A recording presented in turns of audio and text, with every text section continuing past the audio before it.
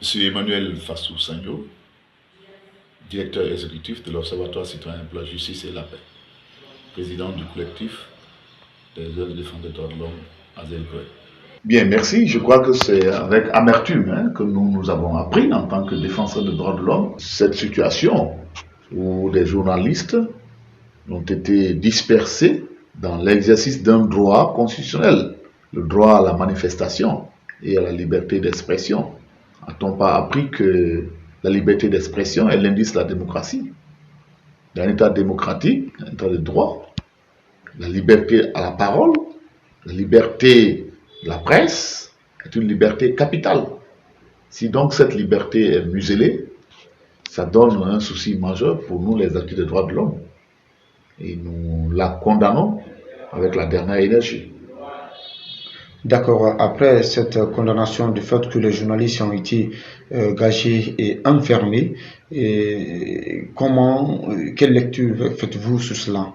Nous pensons que ce n'a pas été une très bonne chose. Et nous demandons de mettre fin automatiquement à cette poursuite judiciaire engagée contre ces journalistes qui ont été illégalement arrêtés.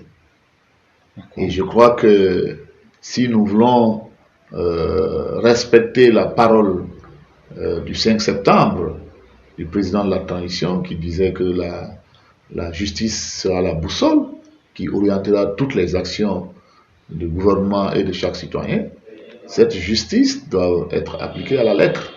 D'autant plus que nous sommes signataires des conventions internationales qui consacrent la liberté d'expression. Je crois qu'on devrait, dans ce sens, respecter ce droit acquis au prix de la liberté.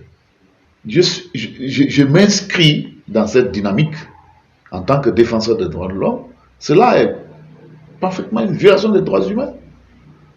Je crois qu'il faut abandonner cette poursuite qui n'est que pour nous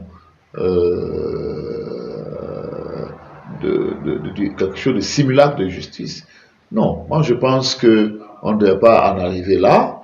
On devrait, dans cette transition, abandonner les vieilles habitudes qui n'ont pas honoré notre démocratie.